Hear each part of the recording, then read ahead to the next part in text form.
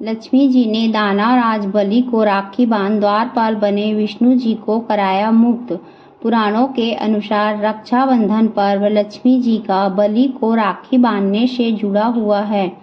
जब राजा बलि ने अपने 100 यज्ञ पूरे कर लिए तो उन्होंने चाहा कि उसे स्वर्ग की प्राप्ति हो। राजा बलि की इस मनो इच्छा का भान देव इंद्र को होने पर देव इंद्र का सिंहासन डोलने लगा।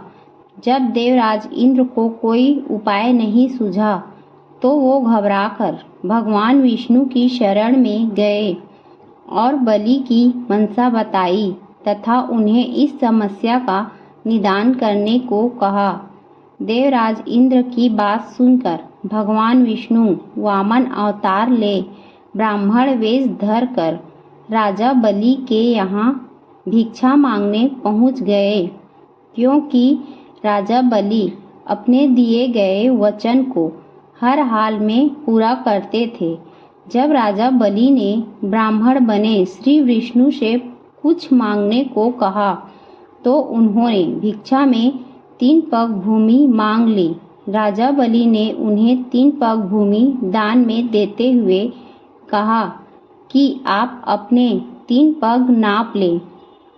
वामन रूप में भगवान ने एक पग में स्वर्ग और दूसरे पग में पृथ्वी को नाप लिया। अभी तीसरा पैर रखना शेष था। बलि के सामने संकट उत्पन्न हो गया। आखिरकार उसने अपना सिर भगवान के आगे कर दिया और कहा, तीसरा पग आप मेरे सिर पर रख दीजिए। वामन भगवान ने ठीक वैसा ही किया। श्री विष्णु के पैर रखते ही राजा बलि पाताल लोक पहुँच गए। बलि के द्वारा वचन का पालन करने पर भगवान विष्णु अत्यंत खुश हुए। उन्होंने आग्रह किया कि राजा बलि उनसे कुछ मांग ले। इसके बदले में बलि ने रात दिन भगवान को अपने सामने रहने का वचन मांग लिया।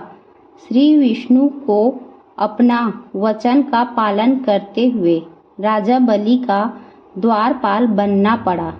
जब यह बात लक्ष्मी जी को पता चली तो उन्होंने नारद जी को बुलाया और इस समस्या का समाधान पूछा।